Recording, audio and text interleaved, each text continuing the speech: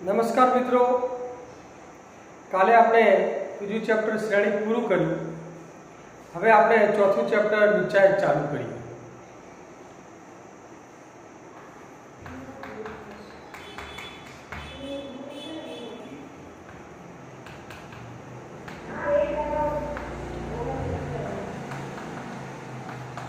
સૌથી પહેલા નિચાયક એટલે શું? નિચાયક ઇંગ્લિશમાં ડિટર્મિનન્ટ કહે છે।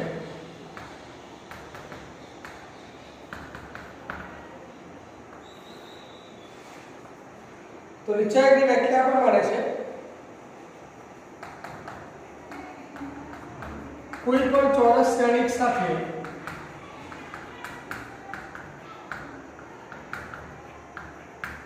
કોઈ એક સંખ્યા સંકળાયેલી હોય છે।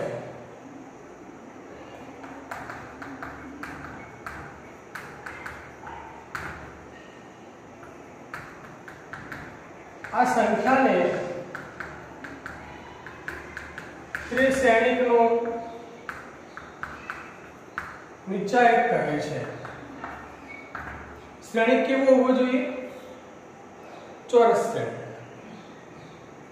કોઈ પણ ચોરસ શ્રેણિક સાથે કોઈ એક સંખ્યા સંકળાયેલી હોય છે। આ સંખ્યાને તે શ્રેણિકનો નિચાયક કહે છે। श्रेणिक ए ना निचायक ने संकेत में निचायक बे લીટી કરીને વચ્ચે એ લખો જેને આપણે સામાન્ય રીતે માનાંક કહીએ છીએ, પણ અહીંયા આ માનાંક નથી। આ માનાંકમાં એ નથી, નિચાયક અને વંચાય નિચાયક। શ્રેણિક એ ના નિચાયકને સંકેતમાં નિચાયક એ अथवा डिटर्मिनेंट का पहला तीन अक्षर ले लो DET, डिटर्मिनेंट अथवा डेल्टा वडे दर्शावाय छे। आनो संकेत श्रेणिक ए ना निचायकनो संकेत शुं? तो આવી રીતે બે લીટી કરીને એ લખો વચ્ચે વંચાય નિચાયક એ, અથવા તો સંકેતમાં આ રીતે DET, डिटर्मिनेंट ए अथवा डेल्टा वडे दर्शावाय छे। आ रीते बे લીટી કરીને એ લખીએ છીએ કે શ્રેણિક એ નો નિચાયક છે। નિચાયક છે એ નો માનાંક નથી, ધ્યાન રાખજો।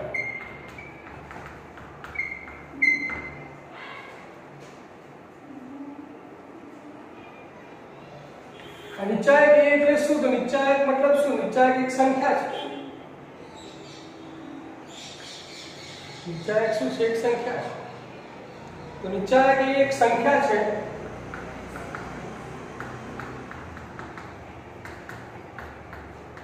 જે ધન, ઋણ કે શૂન્ય હોઈ શકે છે।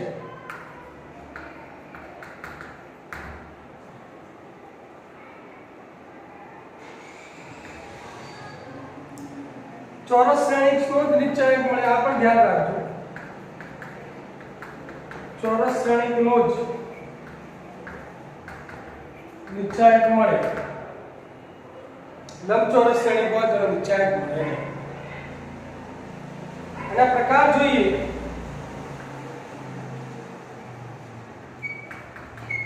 तो निचायकना घણા બધા પ્રકાર છે, પણ આપણે ત્રણ જ પ્રકાર વિશે ભણવાનું છે।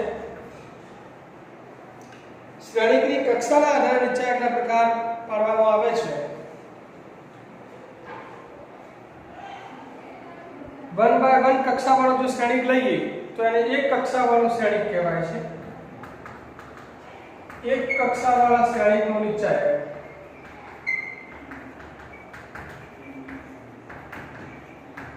આ પહેલો પ્રકાર।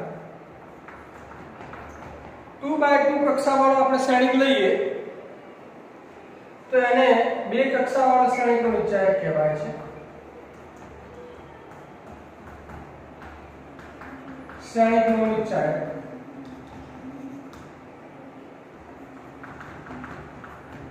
3 3x3 કક્ષાવાળો આપણે શ્રેણિક લઈએ તો એને 3 કક્ષાવાળો શ્રેણિક કહેવાય.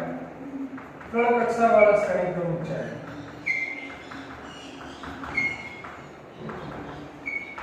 મૂળ શ્રેણિકની કક્ષાના આધારે આપણે નિચાયકના પ્રકાર પાડવામાં આવે છે. એવી રીતે 4x4 કક્ષાવાળા શ્રેણિકનું નિચાયક પણ આપણે મેળવી શકીએ. 4 કક્ષાવાળા શ્રેણિકનું નિચાયક કહેવાય. પણ આપણા સિલેબસમાં મહત્તમ 3 પ્રકારના શ્રેણિકોનો ઉપયોગ થાય છે. શ્રેણિકની કક્ષાના આધારે નિચાયકના પ્રકાર આ પ્રમાણે છે. 1 કક્ષાવાળા શ્રેણિકનું નિચાયક, 2 કક્ષાવાળા શ્રેણિકનું નિચાયક અને 3 કક્ષાવાળા શ્રેણિકનું નિચાયક. તો સૌથી પહેલા આપણે જોઈએ 1 કક્ષાવાળા શ્રેણિકનું નિચાયક અને તેનું મૂલ્ય કેવી રીતે મેળવવામાં આવે છે તે જોઈએ. નિચાયક એટલે એક પ્રકારની સંખ્યા છે, એક મૂલ્ય છે. તો એ મૂલ્ય કેવી રીતે મેળવાય છે તે આપણે જોઈએ. ફરી એકવાર નિચાયક એટલે શું?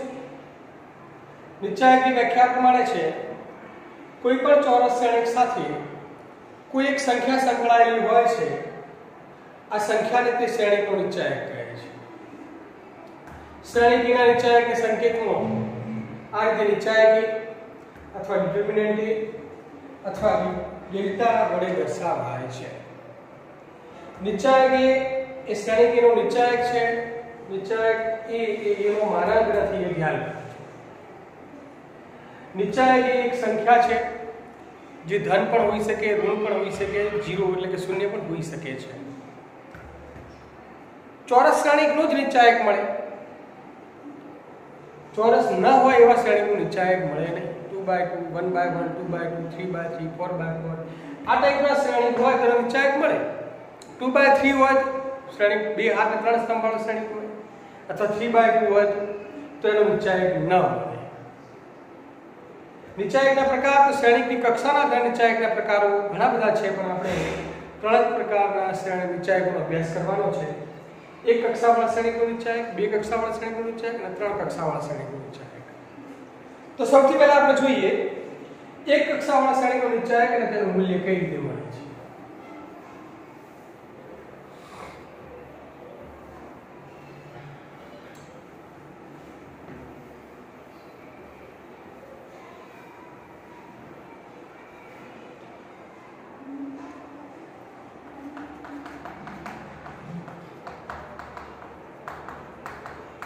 એક કક્ષાવાળા શ્રેણિકનું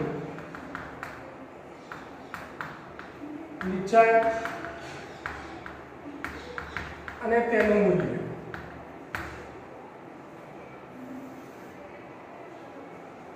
એની વ્યાખ્યા એ પ્રમાણે છે એક કક્ષાવાળો શ્રેણિક A is equal to class of A11. એક કક્ષા એટલે એક હાર અને એક સ્તંભ હોય એવો શ્રેણિક, એટલે એક જ ઘટક હોય એવો શ્રેણિક A11. એક કક્ષાવાળો શ્રેણિક A is equal to class of A11 no નિચાયક A is equal to નિચાયક A11 વડે વ્યાખ્યાયિત થાય છે. એનું મૂલ્ય કેવી રીતે મળે છે? તો નિચાયક A is equal to નિચાયક A11, નિચાયક નિશાની કાઢી નાખો, A11 એનું મૂલ્ય છે. દાખલા તરીકે શ્રેણિક A is equal to -4, એક હાર અને એક સ્તંભ વાળા શ્રેણિક. એનો નિચાયક લખવું હોય આ રીતે, નિચાયક A is equal to નિચાયક -4. એનું મૂલ્ય શોધવું છે. મૂલ્ય શોધવું હોય તો આ નિચાયક નિશાની કાઢી નાખો, -4 એનું મૂલ્ય. એક કક્ષાવાળા શ્રેણિકનું નિચાયક અને તેનું મૂલ્ય આ પ્રમાણે મળે છે.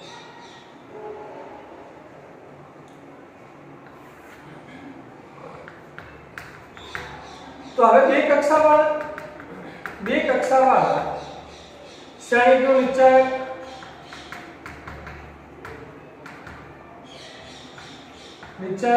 અને તેનું મૂલ્ય.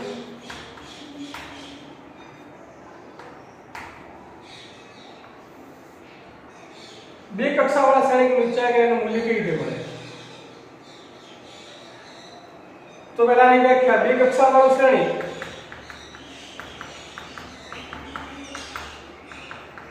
A is equal to બે કક્ષાવાળું શ્રેણી એટલે બે આર અને બે સ્તંભ હોય એવું શ્રેણી 2 by 2 શ્રેણી અને આપણે આ રીતે લખીએ છીએ A11 A1 A21 A2 આ બે કક્ષાવાળું શ્રેણી છે.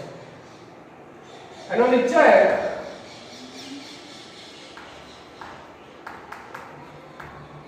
A is equal to શ્રેણીકની જગ્યાએ હવે શ્રેણીક માટે ચોરસ કૌંસ હોય છે એની જગ્યાએ બે લીટી કરી દેવાના.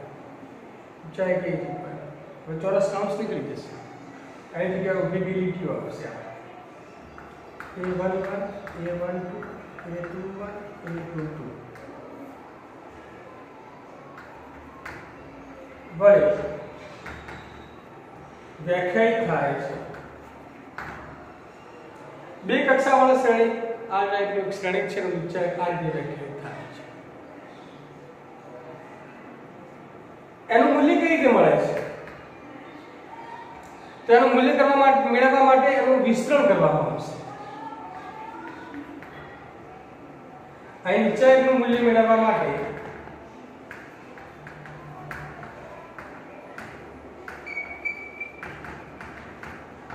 તેનું નીચે પ્રમાણે વિસ્તરણ કરવામાં આવે.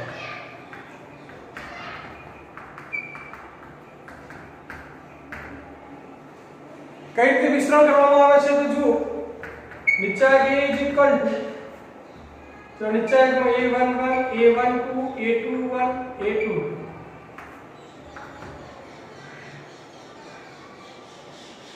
આ A11 ને A22 એના અગ્ર વિકર્ણના ઘટકો છે. A21 અને A12 એના પ્રતિ વિકર્ણના ઘટકો છે. જે આપણે શ્રેણીમાં જોઈ ગયા અગ્ર વિકર્ણ આ ટાઈપ ત્રાંસુ હોય વિકર્ણ એને અગ્ર વિકર્ણ કહેવાય. આ ટાઈપનું ત્રાંસા વિકર્ણને આપણે પ્રતિ વિકર્ણ કહીએ. તો એ વિસ્તરણમાં આ બાબત ધ્યાનમાં રાખવાની છે. શું તો કે અગ્ર વિકર્ણના ઘટકોનો ગુણાકાર અગ્ર વિકર્ણના ઘટકોનો ગુણાકાર માઈનસ પ્રતિ વિકર્ણના ઘટકોનો ગુણાકાર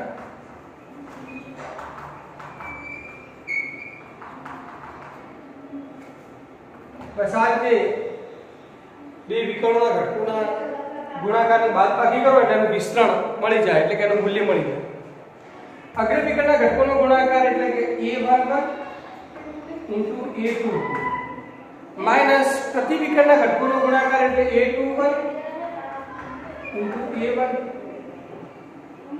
કઈ રીતે? દાખલા તરીકે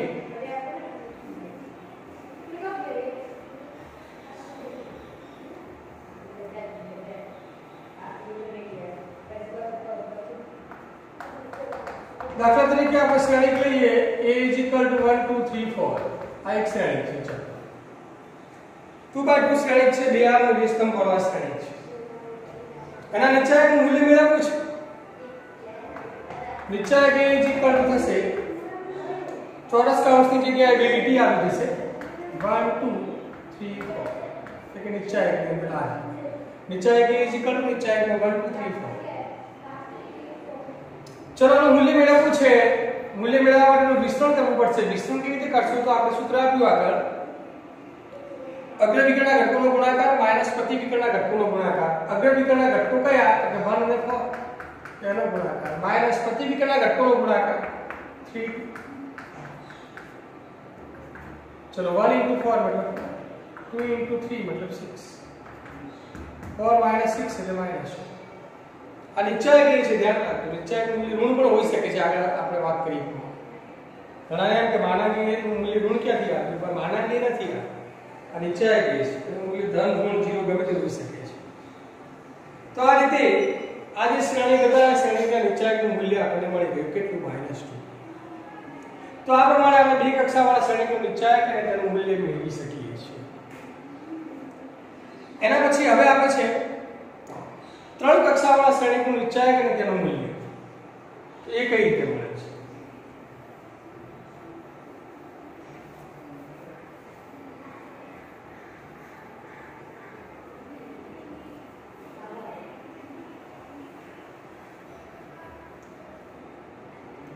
ચોથા નંબરની નોંધ,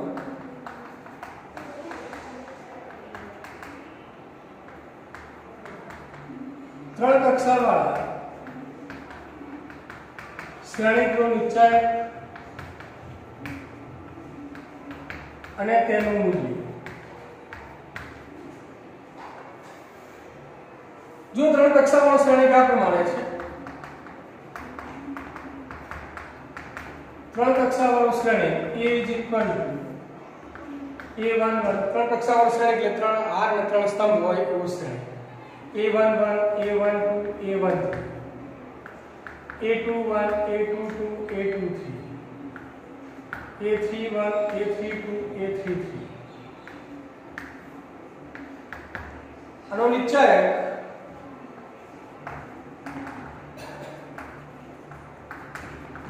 is equal to ચોરસ કાઉન્સની કઈ છે એટલે નિશ્ચયની નિશાની આવશે.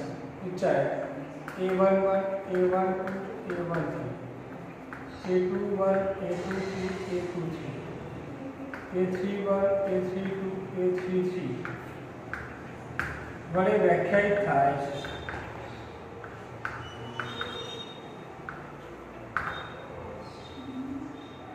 આ ત્રણ કક્ષાવાળા શ્રેણીનું નિશ્ચય આ રીતે વ્યાખ્યાયિત થાય છે.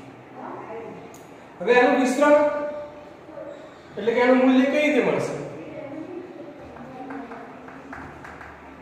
ત્રણ કક્ષાવાળા શ્રેણીના નિશ્ચયનું મૂલ્ય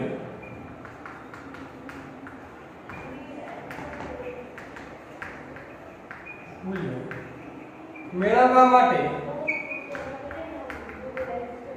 અલગ અલગ રીતે વિસ્તરણ કરવામાં આવે છે.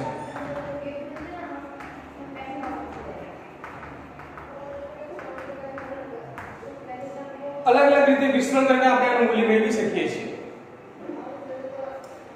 પહેલી રીતે આપણે જોઈએ કે પહેલી આરની સાપેક્ષે વિસ્તરણ કરીએ. આ પહેલી આરના ઘટકો છે.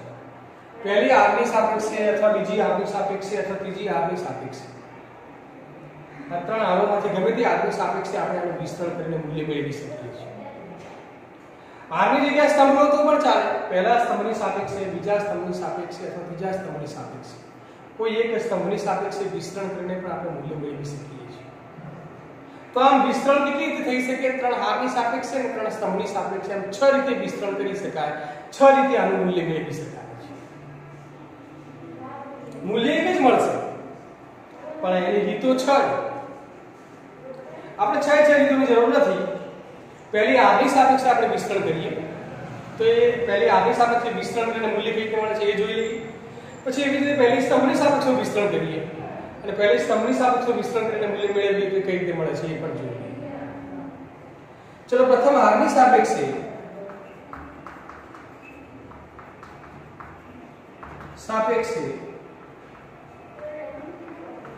વિસ્તરણ કરીને મૂલ્ય મેળવીએ.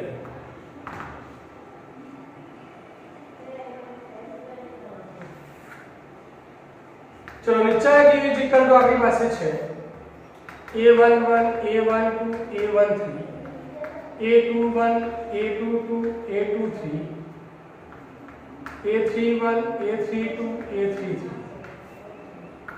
પ્રથમ આરની સાપેક્ષે આનું વિસ્તરણ કરીએ આપણે. કઈ રીતે તો જુઓ. પહેલી આના ઘટકો કયા છે જોઈ લો. A11, A12, A13. હવે એની સાપેક્ષે વિસ્તરણ કઈ રીતે થાય છે તો જુઓ. પહેલી આનો પહેલો ઘટક છે A11.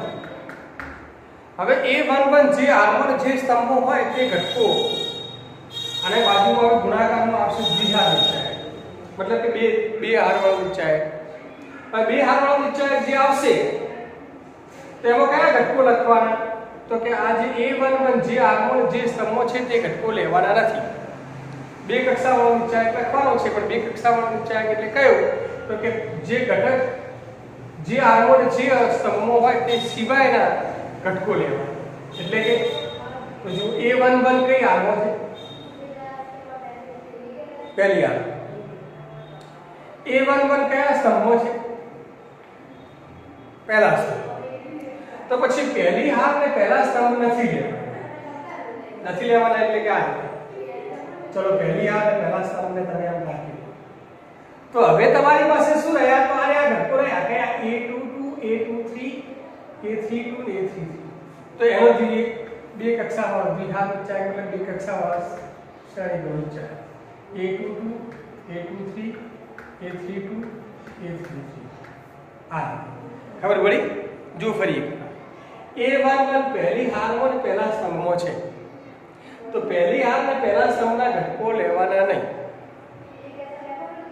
તો એ સિવાય તો બસ એનો બે કક્ષાવાળો ઊંચાઈ a11 ની સાથે ગુણાકાર હજી પહેલી હારનો પહેલો ઘટક જ થયો છે વિસ્તરણની અંદર પહેલી હારનો પહેલા ઘટકનું વિસ્તરણ આવે છે હવે બીજો ઘટક છે a12 હવે બીજા નંબરના ઘટકની નિશાની બદલી નાખવાની પહેલા અને ત્રીજા નંબરના ઘટકની નિશાની નથી બદલવાની બીજા નંબરના ઘટકની નિશાની બદલવાની એટલે કે જો આ પ્લસ હોય તો શું કરી દેવાનું માઈનસ અને માઈનસ હોય તો શું કરી દેવાનું પ્લસ અત્યારે a પ્લસ છે તો આ શું કરવું માઈનસ a1 હવે એની સાથે આપણે બે કક્ષાવાળો ઊંચાઈ કયો લેશું તો હમણાં જ કીધું પ્રમાણે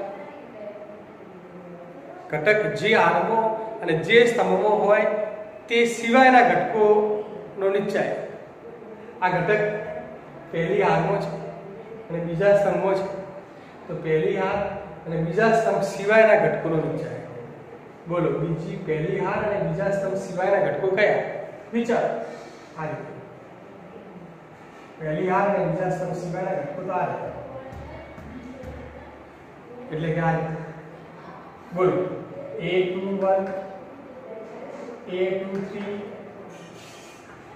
a31 a33 ચાલો આ બીજા નંબરના ઘટકનું વિસ્તરણ હજી પહેલી હાર ત્રીજા નંબરનો ઘટક બાકી છે ત્રીજા નંબરના ઘટકની નિશાની બદલવાની નથી એ જે હોય તે પહેલો અને ત્રીજો ઘટક जैसे थे a13 પ્લસ છે તો પ્લસ માઈનસ છે તો માઈનસ પણ બીજા નંબરના ઘટકની નિશાની બદલવાની છે ધ્યાન રાખજો અહીંયા પ્લસ છે શું કર્યું માઈનસ જો માઈનસ હોય શું કરવાનું પ્લસ ચલો ત્રીજા નંબરના ઘટક સાથેનો ઊંચાઈ ત્રીજા નંબરના ઘટક સાથે બે કક્ષાવાળો ઊંચાઈ કયો તો હમણાં કીધું પ્રમાણે બોલો આ ત્રીજા નંબરનો ઘટક એ પહેલી હાર અને ત્રીજા સ્તંભમાં છે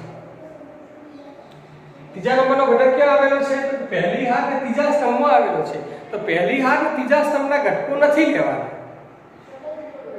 એ સિવાયના ઘટકોનો ઊંચાઈ પહેલી હાર અને ત્રીજા સ્તંભ સિવાયના ઘટકો જુઓ કયા a21 a22 a31 a33 चलो पहली हाथની સાથે શું વિસ્તરણ થઈ ગયું હવે દ્વિઘાત ઊંચાઈનું વિસ્તરણ તમે જાણો જ છો બે કક્ષાવાળા ઊંચાઈ શ્રેણીના ઊંચાઈનું વિસ્તરણ કઈ રીતે તો હમણાં આપણે જોઈ ગયા બે કક્ષાવાળો આગળ આપણે કઈ રીતે તો કે અગ્ર વિકર્ણના ઘટકોનો ગુણાકાર માઈનસ પ્રતિ વિકર્ણના ઘટકોનો ગુણાકાર અગ્ર વિકર્ણના ઘટકોનો ગુણાકાર એટલે કે a22 a33 minus a32 into a23 minus a12 into चलो अग्र विकर्णना घटकोનો ગુણાકાર a21 a33 minus a31 a23 plus a13 अग्र विकर्णना घटकोનો ગુણાકાર a21 a32 minus a31 a22 બે કક્ષાવાળા જે નિશ્ચયક છે એનું વિસ્તરણ તો આપણે આગળ જોઈ ગયા એ પ્રમાણે આપણે કરવું બસ હવે આનું મૂલ્ય શોધી દો એને a11 સાથે ગુણી નાખવાનું મૂલ્ય શોધો એને a12 સાથે ગુણો અને મૂલ્ય શોધો એને a13 સાથે ગુણો પછી બધા સરવાળા બાદબાકી કરો એટલે આનું મૂલ્ય મળી જાય કઈ રીતે ઉદાહરણ જોઈએ જુઓ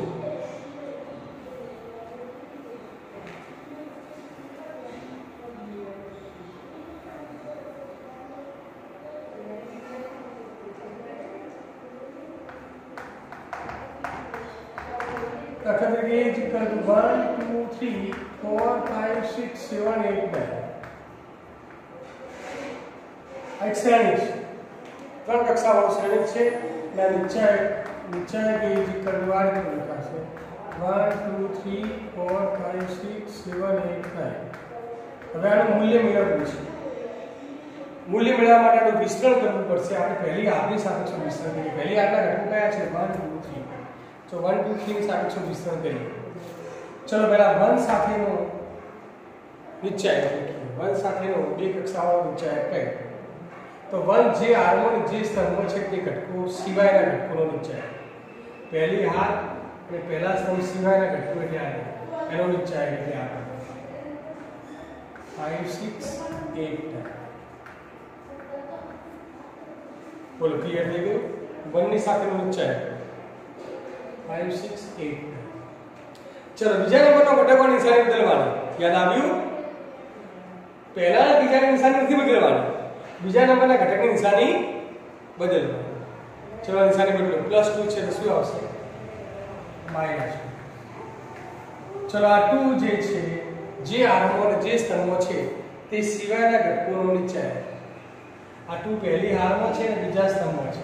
તો પહેલી હાર અને બીજા સ્તંભ સિવાયના ઘટકોનો નિશ્ચય. એ સિવાયના ઘટકો બોલો. પહેલી હાર અને બીજા સ્તંભ સિવાયના ઘટકો તો આ 4 6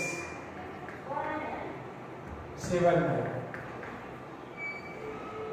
પહેલી હારમાં પહેલો ઘટક થઈ ગયો, બીજો થઈ ગયો, ત્રીજો ઘટક. ત્રીજા ઘટકની નિશાની બદલવાની નથી. +3 છે +3. ચલો એની સાથેનો નિશ્ચય લખો.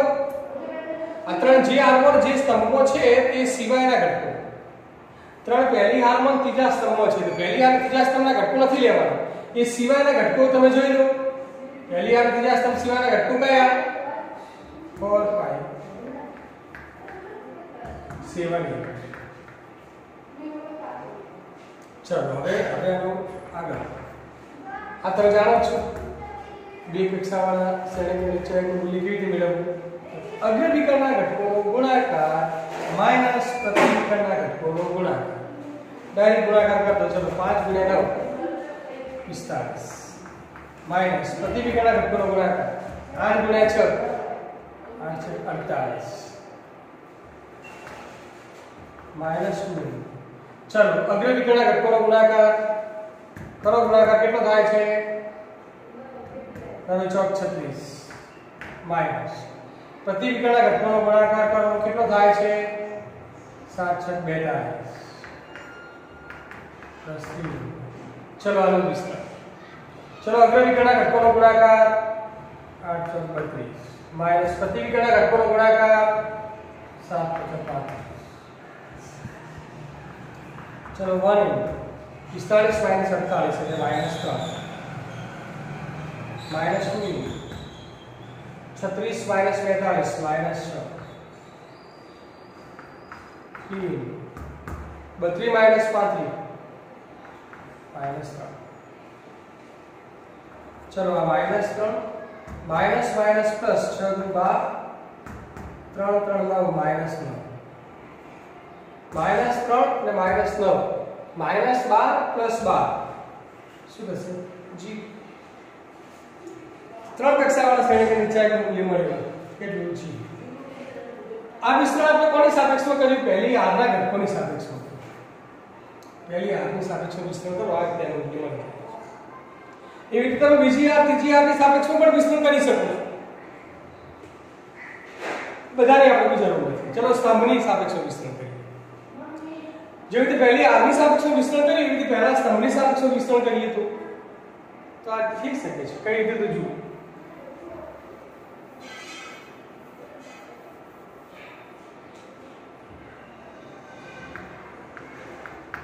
શ્રેણી કે જે કરડો આપણી પાસે છે A11 A12 A13 A21 A22 A23 A31 A32 A33.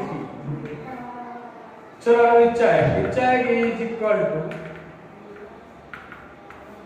निश्चय में A11 A12 A13 A21 A22 A23 A31 A32 A33. चलो આનું વિસ્તરણ આપણે પહેલા સ્તંભની સાપેક્ષમાં કર્યું. જેવી રીતે પહેલી આપણી સાપેક્ષમાં આપણે વિસ્તરણ કર્યું એવી રીતે પહેલા સ્તંભની સાપેક્ષમાં વિસ્તરણ કર્યું. પહેલા સ્તંભના ઘટકો આવ્યા. चलो आनी सापेक्ष विस्तरण केवी રીતે થશે? તો પહેલા સ્તંભનો પહેલો ઘટક લઈ લો. કયો છે પહેલો ઘટક? તો A1. चलो A11 જે હાર્મોન જે સ્તંભમાં છે એ સિવાયના ઘટકોનો વિચાર A11 પહેલી હાર્મોન પહેલા સ્તંભમાં છે તો એ સિવાયના ઘટકોનો વિચાર એ સિવાયના આ ઘટકો રહ્યા એનો વિચાર લખી નાખો A22 A23 A32 A33 ચલો પહેલા ઘટકનું વિસ્તરણ સ્તંભનો બીજો ઘટક પહેલા સ્તંભનો બીજો ઘટક કયો તો આ બીજા નંબરના ઘટકની નિશાની બદલી નાખો A21 प्लस से माइनस कर दो माइनस नियम एवो है कयो तो A21 હવે જે હાર્મોન જે સ્તંભમાં છે તે સિવાયના ઘટકોનો નિશ્ચય A21 બીજી હાર્મોન છે પહેલા સ્તંભમાં તો બીજી હાર અને પહેલા સ્તંભ સિવાયના ઘટકો બોલો કયા છે બીજી હાર અને પહેલા સ્તંભ સિવાયના ઘટકો યાદ A12 A13 A32 A3 चलो पहला स्तंभ तीजो घटक A31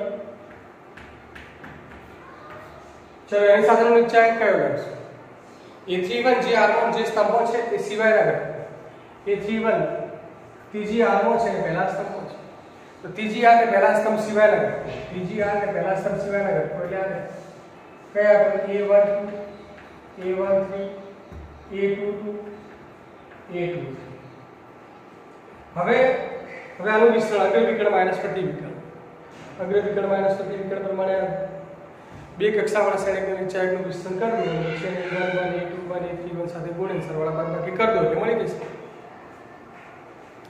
આનો જ શ્રેણી જેનું મૂલ્ય આપણે 0 મેળવ્યું છે એ પહેલી હારની સાપેક્ષમાં આપણે વિસ્તરણ કરીને મેળવ્યું હવે પહેલી સ્તંભની સાપેક્ષમાં વિસ્તરણ કરીને મેળવ્યું છે મૂલ્ય એટલું જ આવશે પણ રીત થોડી બદલાય કઈ રીતે જોયું પહેલા સ્તંભના ઘટકો કયા 1 4 7 ચલો 1 4 7 ની સાપેક્ષમાં વિસ્તરણ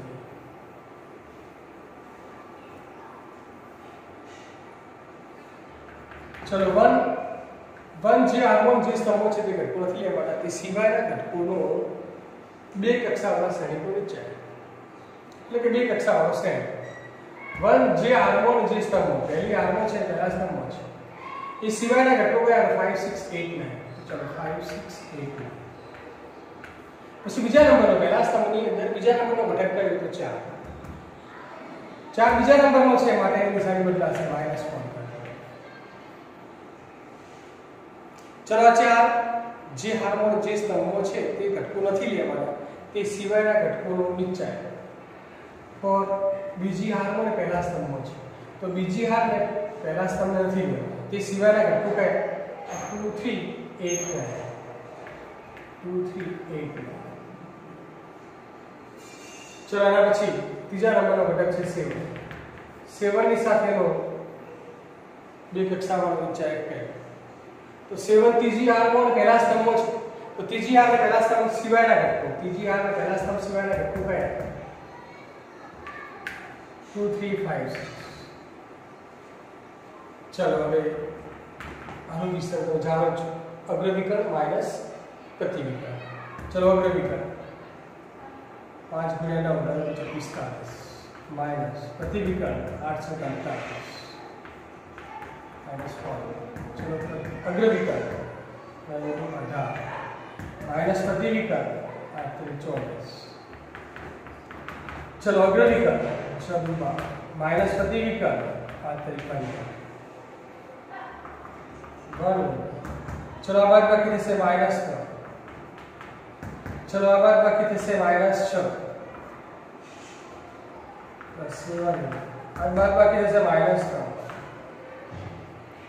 चलो आ गुणाकार से -3 आ माइनस माइनस प्लस 24 અને આ -1 -3 અને -1 -24 प्लस 24 મૂલ્ય આવી ગયું જો પહેલા આપણે પહેલી આગની સાપેક્ષ વિસ્તરણ કર્યું તેવી રીતે અહીંયા પહેલા સ્તંભની સાપેક્ષ વિસ્તરણ તો મૂલ્ય એવું જ આવશે તો આ ત્રણ કક્ષાવાળો જે શ્રેણી છે અને ચેકનું મૂલ્ય આ પ્રમાણે મળે છે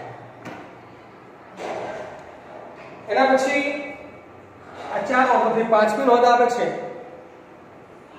શ્રેણી અને નિશ્ચયનો તફાવત શું છે શ્રેણી અને નિશ્ચયનો તફાવતના મુદ્દાઓ આપણે જોઈએ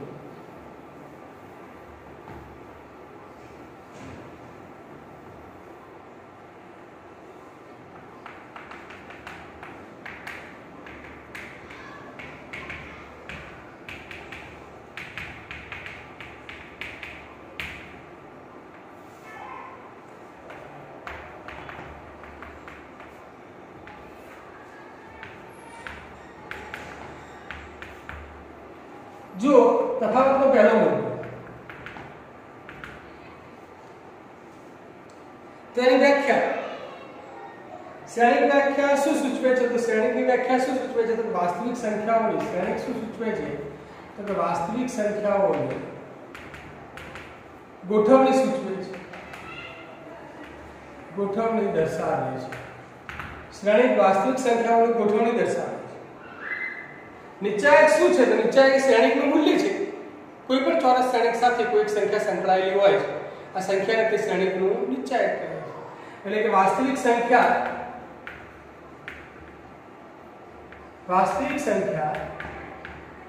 અથવા સંકર સંખ્યા સૂચવે છે એ દર્શાવે। આ વાસ્તવિક સંખ્યાઓની ગોઠવણી દર્શાવે છે, જ્યારે આ વાસ્તવિક સંખ્યા જ દર્શાવે। આપણે હમણાં જોઈ ગયા પ્રમાણે નિશ્ચાયકનું વિસ્તરણ કરીએ એટલે આપણને કોઈ વાસ્તવિક સંખ્યા એટલે સંકર સંખ્યા પણ મળી શકે છે। કોઈ પણ વાસ્તવિક સંખ્યા અથવા સંકર સંખ્યા દર્શાવે।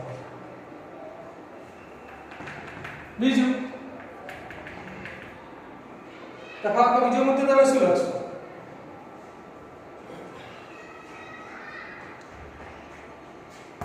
શ્રેણિક ચોરસ પણ હોઈ શકે, લંબચોરસ પણ હોઈ શકે છે। ચોરસ અથવા લંબચોરસ છે। નિશ્ચાયક હંમેશા ચોરસ જ છે, લંબચોરસ હોઈ શકે નહીં।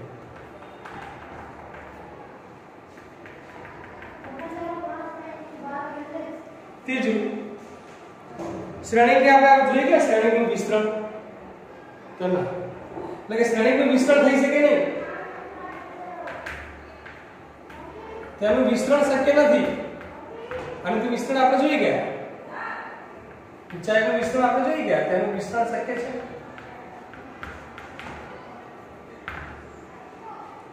વિસ્તરણ કરીએ એટલે આપણને શું મળે? મૂલ્ય મળે। હવે શ્રેણિકનું વિસ્તરણ શક્ય નથી, એનો મતલબ એ થાય કે મૂલ્ય મળતું નથી। મૂલ્ય ન હોય, કારણ કે વિસ્તરણ જ નથી શક્ય, તો પછી મૂલ્ય ક્યાંથી મળે? આને મૂલ્ય હોય, વિસ્તરણ કરીએ એટલે આપણને મૂલ્ય મળે છે।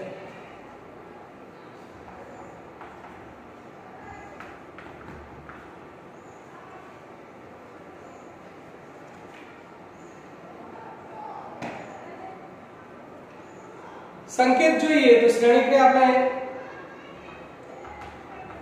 સંકેતમાં capital A, capital B, capital C જેવા સંકેતો વડે દર્શાવીએ છીએ। સંકેતમાં capital A, capital B, capital C જેવા સંકેતો દર્શાવીએ છીએ। જે નિશ્ચાયક એને સંકેતમાં કેમ દર્શાવશું? બોલો, શ્રેણિક એનો નિશ્ચાયક એટલે કે આ રીતે નિશ્ચાયક, तेरे संकेत में आपके निश्चायक A, निश्चायक B, निश्चायक C,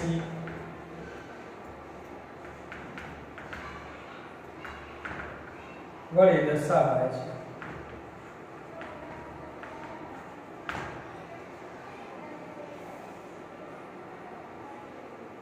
એ વિદ્યાના ઘટકોને જોઈએ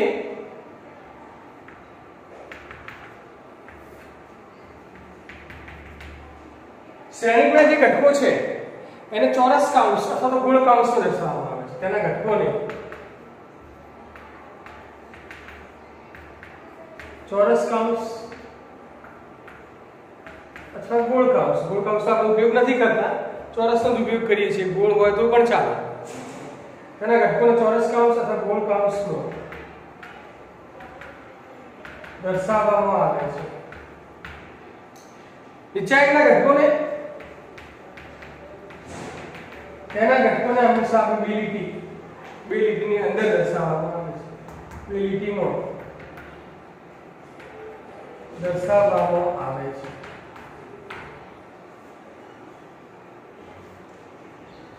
એના પછી આ 6 મુદ્દા થયા। 7મો અને 8મો મુદ્દો જે આવે છે,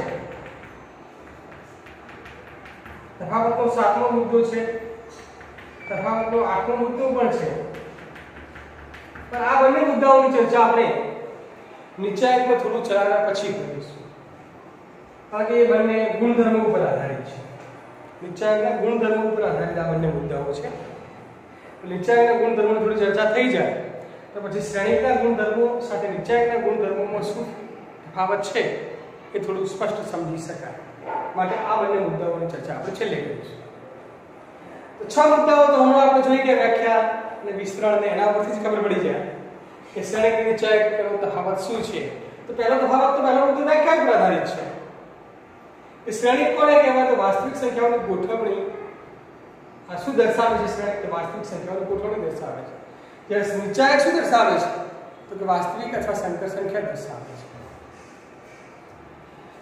શ્રેણિક ચોરસ અથવા લંબચોરસ હોઈ શકે છે જ્યારે આ ચોરસ જ હોય નિશ્ચાયક. શ્રેણિકનું વિસ્તરણ શક્ય નથી, આનું વિસ્તરણ શક્ય છે. આનું વિસ્તરણ શક્ય નથી માટે મૂલ્ય ના મળે, આનું વિસ્તરણ શક્ય છે માટે મૂલ્ય મળે છે. પછી શ્રેણિકને સંકેતો capital A capital B capital C વડે દર્શાવાય છે જ્યારે આના સંકેતો નિશ્ચાયક A નિશ્ચાયક B નિશ્ચાયક C વડે દર્શાવાય છે. શ્રેણિકના ઘટકોને ચોરસ અથવા તો આવી રીતે ગોળ કૌંસમાં દર્શાવવામાં આવે છે ત્યારે નિશ્ચાયકના ઘટકોને બે લીટીઓની અંદર દર્શાવવામાં આવે છે. 7મો અને 8મો મુદ્દો ગુણધર્મો પર આધારિત છે. એ નિશ્ચાયકના થોડા ગુણધર્મો ચલાવ્યા પછી આપણે જોઈશું. હવે જુઓ 1.1 આગળની જે નોંધ છે એ અહીંયા પૂરી થઈ. હવે 1.1 ની આગળના જે ઉદાહરણો છે એ આપણે જોઈ લઈએ. અરે સોરી 1.1 ને 4.1 4.1 ની આગળના જે ઉદાહરણો આપણે જોઈ લઈએ એની આગળની નોંધ અહીંયા પૂરી થઈ. તો ચાલો 4.1 ની આગળના ઉદાહરણો 4 ઉદાહરણો છે, 4 ઉદાહરણો આપણે જોઈએ.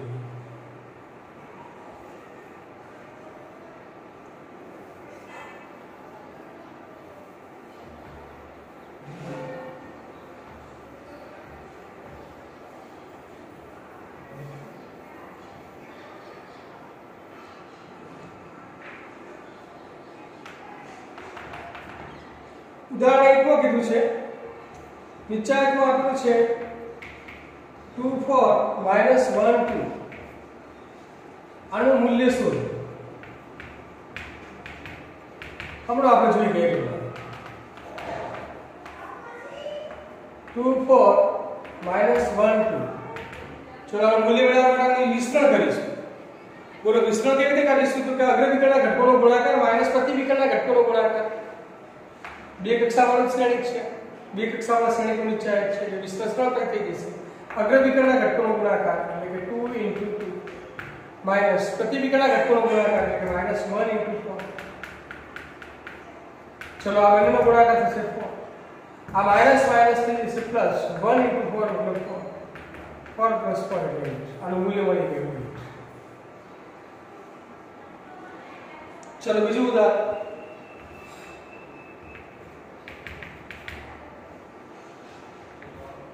નિશ્ચાયક આપેલું છે x x + 1 x - 1 x ની કિંમત શોધો. ચલો આ પણ બે કક્ષાવાળા શ્રેણિકનો નિશ્ચાયક છે. સિમ્પલ અગ્ર વિકર્ણના ઘટકોનો ગુણાકાર માઈનસ પ્રતિ વિકર્ણના ઘટકોનો ગુણાકાર કરો વિસ્તરણ. ચલો અગ્ર વિકર્ણના ઘટકો કયા x x અને ગુણાકાર x * x માઈનસ પ્રતિ વિકર્ણના ઘટકો કયા તો x - 1 ને x + 1 તેનો ગુણાકાર કરો તો x - 1 * x + 1. ચલો આ ગુણાકાર કરો x * x એટલે કે x² માઈનસ આ બંનેનો ગુણાકાર કરીને બીજા આ બંનેનો પણ ગુણાકાર કરો x - 1 x + 1. આ તો બે અવયવ છે એનું વિસ્તરણ તમને ખબર હોવી જોઈએ. a - b ને a + b શું થાય વિસ્તરણ a² - b². તો એ પ્રમાણે આનું વિસ્તરણ શું થાય x² - 1 નો સ્ક્વેર x² - 1. ચલો કાઉન્સ છોડો x² આ કાઉન્સ છોડશો એટલે -x² એટલે minus minus plus plus x² - x² ઉડી જશે એટલે આ બીજું ઉદાહરણ. ત્રીજું ઉદાહરણ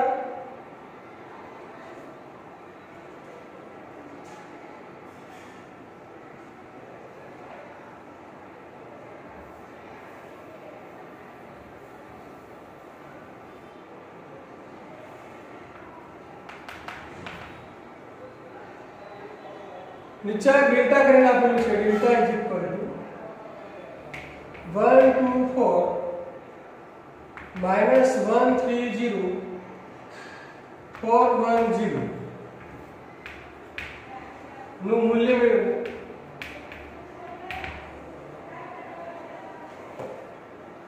ચલો આનું મૂલ્ય મેળવવા માટે આપણે વિસ્તરણ કરીશું. હવે વિસ્તરણ તમે જાણો છો 6 રીતે થઈ શકે. પહેલી આગની સાપેક્ષમાં વિસ્તરણ, બીજી આગની સાપેક્ષમાં, ત્રીજી આગની સાપેક્ષમાં, પહેલા સ્તંભની સાપેક્ષમાં, બીજા સ્તંભની સાપેક્ષમાં, ત્રીજા સ્તંભની સાપેક્ષમાં, એમ 3 હારની સાપેક્ષમાં અને 3 સ્તંભની સાપેક્ષમાં 6 રીતે આપણે એનું વિસ્તરણ કરીને મૂલ્ય મેળવી શકીએ. પણ આપણે રીતો જોઈ કે પહેલી હાર અથવા પહેલો સ્તંભ. સામાન્ય રીતે પહેલી હારનો જ આપણે ઉપયોગ કરીશું. પહેલા સ્તંભની સાપેક્ષમાં તો પણ ચાલે. ચલો પહેલી હારની સાપેક્ષમાં આપણે વિસ્તરણ કરીને મૂલ્ય મેળવીએ. પહેલી હારના ઘટકો છે 1 2 4. ચલો પહેલા 1 ની સાપેક્ષે વિસ્તરણ કરીએ તો 1 જે હારમાં જે સ્તંભો છે તે ઘટકો નથી લેવાના, એ સિવાયના ઘટકોનો નિશ્ચય, એ સિવાયના ઘટકો 3010. ચલો બીજા નંબરના ઘટકની સાઈન બદલી નાખો. +2 છે તો -2 આ 2 જે હારમાં જે સ્તંભો છે તે ઘટકો નથી લેવાના, એ સિવાયના ઘટકોનો નિશ્ચય. પહેલી હાર અને બીજા સ્તંભના ઘટકો નથી લેવાના, એ સિવાયના ઘટકો કયા? તો -1 और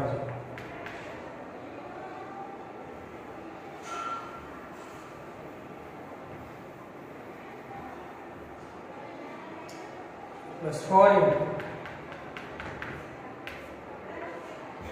चलो 4 पहली हार तीजा स्तंभ છે, તો પહેલી હાર ત્રીજા સ્તંભના ઘટકો નથી લેવા, એ સિવાય તમે જોશો તો -1 3 4.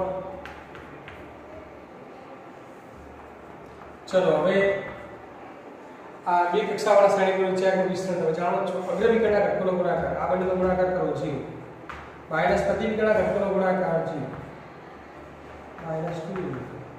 ચલો અગ્રવિકર્ણના ઘટકોનો ગુણાકાર 0, પ્રતિવિકર્ણના ઘટકોનો ગુણાકાર 0, +4. ચલો અગ્રવિકર્ણના ઘટકોનો ગુણાકાર માઈનસ, પ્રતિવિકર્ણના ઘટકોનો ગુણાકાર 4 12 કેમ માઈનસ? तो अग्रविकर्णना घटकोનો गुणाकार माइनस प्रतिविकर्णना घटकोનો गुणाकार. चलो 1 * 0 -2 * 0 4 * -3.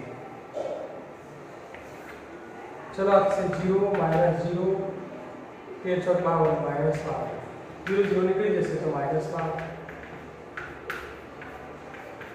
पहली हारनी सापेक्ष विस्तरण कर ली तो प्रयत्न करજો પહેલા સ્તંભની સાપેક્ષે વિસ્તરણ કરશો તો પણ જવાબ આવી જશે -12. તો એ પ્રમાણે જાતે પ્રયત્ન કરવાનો રાખો. ચલો હવે ઉદાહરણ છે.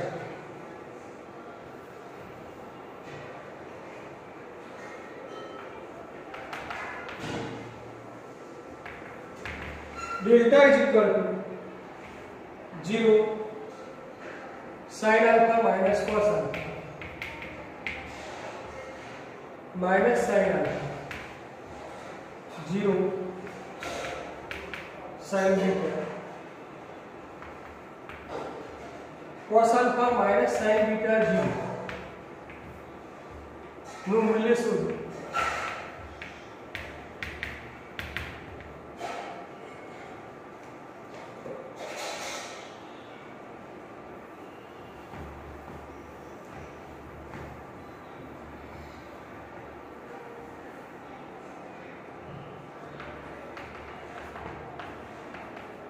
Delta = 0 sin alpha minus cos alpha minus sin alpha 0 sin beta cos alpha minus sin beta 0. चलो पहली आगे सापेक्ष विस्तार करिए. पहली आगे घटको आने. चलो 0 ની સાપેક્ષે વિસ્તરણ કરો. 0 ની સાથે જે નીચે આવતો હોય તે લખ કયો આવશે? તો 0 sin beta minus sin beta 0. બીજા નંબરના ઘટકની નિશાની બદલી લેવાની, પ્લસ sin alpha નું કે માઈનસ sin. ચલો એની સાથે નીચે એક લખો. પહેલી આ બીજા સ્તંભના ઘટકો થી લેવાનો, એ સિવાય તો આ minus sin alpha sin cos alpha 0. ચલો આને તો એમને એમ જ માઈનસ cos alpha. चलो इस आपने निश्चय रखो minus sine alpha 0 cos alpha minus sign beta. चलो 0 સાથે આ ગુણશો એટલે 0 જ થવાનું છે, એટલે આનો અગ્ર વિકલ્પ પ્રતિવિકલ્પ કરવાની જરૂર નથી। માઈનસ sin અલ્ફા અગ્ર વિકલ્પના ઘટકોનો ગુણાકાર માઈનસ sin અલ્ફા * 0 એટલે 0, પ્રતિવિકલ્પના ઘટકોનો ગુણાકાર માઈનસ કરવાનો, માઈનસ પ્રતિવિકલ્પના ઘટકોનો ગુણાકાર, આ બંનેનો ગુણાકાર કરો cos alpha sin beta minus cos alpha. चलो अग्र विकल्पना घटकोનો गुणाकार minus minus plus sin alpha sin beta minus प्रतिविकल्पना घटकोનો गुणाकार cos अल्फा * 0 એટલે 0। चलो आ 0 પછી આ 0 કાઢી દો, 0 ના ધ્યાનમાં રાખવા 0 નથી, આ 0 કાઢી નાખો। હવે આ 0 પણ કાઢી દો તો આ માઈનસ ને આ માઈનસ શું થઈ જશે પ્લસ, તો આ બંનેનો ગુણાકાર શું થાય તો sin alpha cos alpha sin beta. चलो आ બંનેનો ગુણાકાર, આ 0 હવે ધ્યાનમાં લેવાની જરૂર નથી, minus cos alpha sin alpha sin beta. હવે જો sin alpha cos alpha sin beta, sin alpha cos alpha sin beta, આ બંને ગુણાકારના ઘટકો એક જ છે, આ પ્લસ માં છે આ માઈનસ માં છે, ઉડી જશે બીજી। તો આ રીતે આપણું વિસ્તરણ આવી જાય છે, મૂલ્ય આવી જાય છે। અને છેલ્લું ઉદાહરણ 5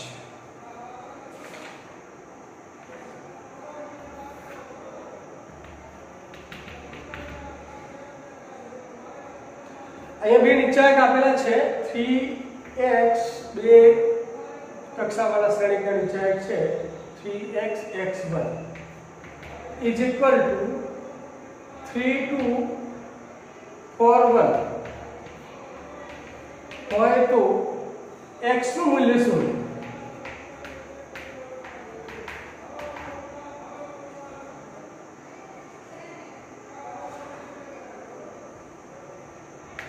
जो આ રીતે નિશ્ચયક આપેલા છે 3x x1 is equal to 3 2 4 1 આવી રીતે બે નિશ્ચયક સરખા આપેલા છે। જો આ બે નિશ્ચયક સરખા આપ્યા એવી રીતે જો બે શ્રેણિક સરખા આપ્યા હોત આ રીતે 3x x1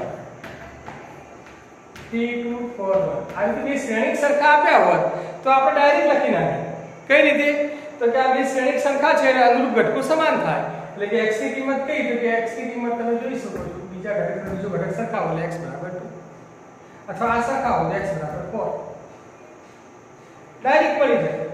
શ્રેણિકની અંદર ડાયરેક્ટ આવી સરખામણી થઈ શકે કે બે શ્રેણિક સમાન હોય તો અનુરૂપ ઘટકો સમાન થાય, પણ શું નિશ્ચયકમાં આવી થાય x બરાબર 2 x બરાબર 4 આવી રીતે ના, નિશ્ચયકમાં આવી બે નિશ્ચયક સરખા હોય તો અનુરૂપ ઘટકો સમાન થાય એવું ના કહી શકાય, શ્રેણિકમાં એવું કહી શકાય।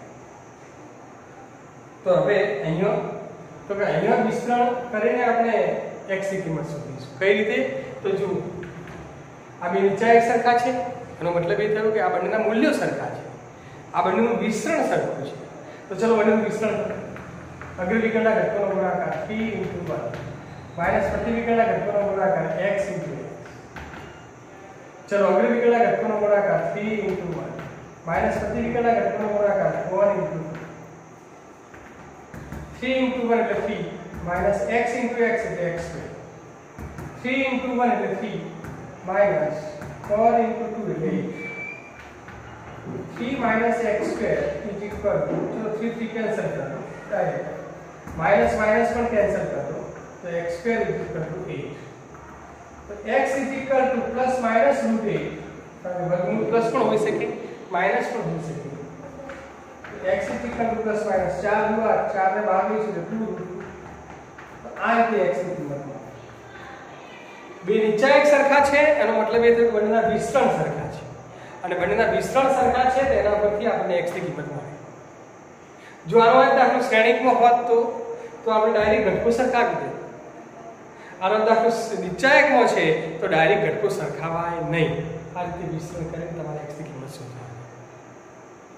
ચલો અહીં ઉદાહરણ 5 પૂરું થયું।